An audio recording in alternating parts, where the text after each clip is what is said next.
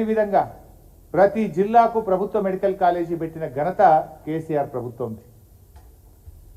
ఆ రోజు మా ప్రభుత్వం అధికారంలోకి వచ్చినాడు ఈ రాష్ట్రంలో 2850 ఎంబీబీఎస్ సీట్లుంటే ఆ సంఖ్యను దాదాపు 10,000కు పెంచిన ఘనత కేసీఆర్ గారి ప్రభుత్వంది. మేమేమో 4-5 ఎంబీబీఎస్ సీట్లు పెంచి వైద్య విద్య పేదలకు అందాలని ప్రభుత్వ రంగంలో జిల్లాకు ప్రభుత్వ మెడికల్ కాలేజీ పెట్టాం. మేము పేదలకు వైద్య విద్యను మేము అందుబాటులోకి తెచ్చాం. కానీ మీరు ప్రశ్నపత్రాలు లీక్ చేసి పేదలకు కాకుండా డబ్బులున్న వాళ్లకు ధనికులకు వైద్య విద్యను అందుబాటులోకి తీసుకునే విధంగా ఇవాళ మీ తీరున్నది. ఇవాళ మేము ఎన్ని మెడికల్ కాలేజీలు పెట్టాం?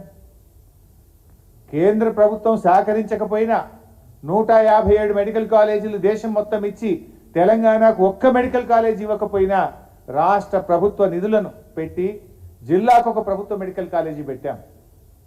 వైద్యాన్ని పేదలకు అందుబాటులోకి తీసుకెళ్లాం. వైద్య విద్యను పేద విద్యార్థులకు తమ స్వంత జిల్లాల్లో చదువుకునే అవకాశాన్ని బీఆర్ఎస్ ప్రభుత్వం కల్పించింది.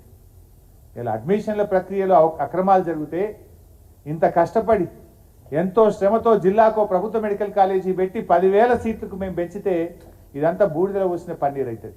ఏ పేదలకైతే ఈ సీట్లు దక్కాలని, ఏ పేదలైతే తమ జిల్లాల్లో చదువుకోవాలి అనుకున్నటువంటి వైద్య విద్యార్థులు కావాలని కలలు కన్నా ఆ పిల్లల కలల్లో బూడిదలో పన్నీరు పోసిన పరిస్థితి అవుతుంది. అందువల్ల ప్రభుత్వం స్పందించి ఈ అక్రమాలను అరికట్టాలని చెప్పి తక్షణమే డిమాండ్ చేస్తూ ఉన్నాం.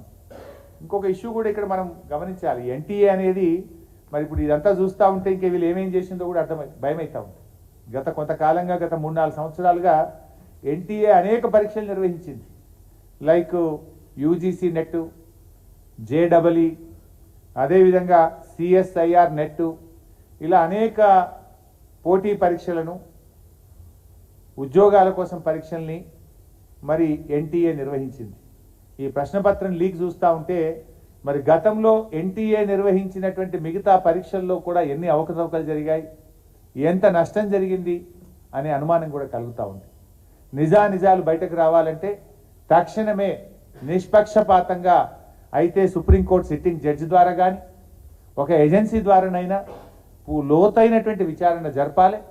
మరి పేద విద్యార్థులకు, ముఖ్యంగా ఎంతో ఆశలతో డాక్టర్లు కావాలని కలలు కన్న ఆ విద్యార్థులకు అన్యాయం జరగకుండా తక్షణమే కేంద్ర ప్రభుత్వం స్పందించాలని, దీని మీద విచారణ జరిపి యుద్ధ ప్రాతిపదికన చర్యలు తీసుకోవాలని, ముఖ్యంగా మన తెలుగు రాష్ట్రాలు, మన రాష్ట్ర విద్యార్థులకు నష్టం జరగకుండా మన ఎంపీలు, మన రాష్ట్రం నుంచి ఉన్న కేంద్ర మంత్రులు దీని మీద దృష్టి సారించి న్యాయం చేసే విధంగా తక్షణమే చర్యలు తీసుకోవాలని చెప్పి బీఆర్ఎస్ పార్టీ డిమాండ్ చేస్తుంది.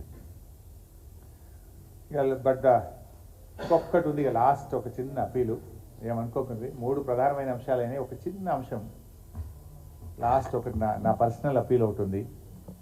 ఈ మధ్య సోషల్ మీడియాలో ఏమైందే, ఈ వ్యూస్ కోసం ఈ తంబులు అది అంటారు కదా, వాటిని నాకు కుదరదు, తంబు నెయిల్స్ కోసం సెన్సేషనల్ హెడ్డింగ్స్ పెడుతున్నారు. హరీష్ రావు బీజేపీలోకి పోయిండని, హరీష్ రావు కాంగ్రెస్లోకి పోయిండని, ఇంకేందో అయిందని, వర్కింగ్ ప్రెసిడెంట్ అయిందని, ఇవన్నీ అనవసరంగా మీ వ్యూస్ కోసమో బ్రేకింగ్ల కోసమో ఇట్లా ఒక నాయకుడి నిబద్ధత మీద, ఒక నాయకుడిని క్రెడిబిలిటీని మీరు వాడుకోవడం అనేటువంటిది మంచిది కాదు. I appeal to all the media houses, particularly social media, ఇలాంటివి మానుకోండి. మీకు అంతా ఏదన్నా అనుమానం ఉంటే డైరెక్ట్గా నాతో మాట్లాడి పెట్టండి. కానీ ఇట్లా పెట్టడం ద్వారా ఏమవుతుందంటే లీడర్ క్రెడిబిలిటీని దెబ్బతీసేది మంచిది కాదు. నేను కూడా ఇంకా తప్పని పరిస్థితి, భవిష్యత్తులో ఇట్లాంటి రిపీట్ అయితే అవసరమైతే లీగల్ నోటీసులు ఇవ్వడానికి, చట్టపరమైన చర్యలకు కూడా వెనుకాడమని నేను వారికి తెలియజేస్తా ఉన్నా. దయచేసి మీ థంబ్నెయిల్స్ను వాస్తవాలు ఉంటే పెట్టండి తప్ప మీకోసం మీరు లేని పెట్టి ఇట్లా మా క్రెడిబిలిటీని, మా పార్టీని దెబ్బతీసే విధంగా వ్యవహరించొద్దని నేను ఇప్పటికీ చాలాసార్లు కూడా చెప్పున్నాను. కానీ మళ్ళీ ఇట్లా మీరు ఈ సోషల్ మీడియాలో ఇలాంటివి కూడా పెట్టకూడదని చెప్పి వారికి విజ్ఞప్తి చేస్తూ, ఫర్దర్గా ఎవరైనా ఇట్లాంటివి పెడితే, ఎందుకంటే మా బాస్, మా నాయకుడు, మా కేసీఆర్ ఏం చెప్తే ఒక కార్యకర్తగా నడిచే వ్యక్తిని నేను. ఇష్టం వచ్చినట్టు వాళ్ళు వర్కింగ్ ప్రెసిడెంట్ అని పెడతారు, వాడు కాంగ్రెస్లో పోతాడని పెడతాడు, వాడు బీజేపీలోకి పోతాడు, ఇవన్నీ ఉంటాయి అసలు. ఇట్లా నేను చాలాసార్లు స్పష్టంగా చెప్పాను, మీ బ్రేకింగ్ల కోసం, మీ లైక్ల కోసం, మీ వ్యూస్ కోసం, మీ రేటింగ్ల కోసం ఒక నాయకుడి యొక్క నిబద్ధతను, నిజాయితీని దెబ్బతీయొద్దని, ఇలాంటివి మానుకోవాలని చెప్పి నేను విజ్ఞప్తి చేస్తున్నాను.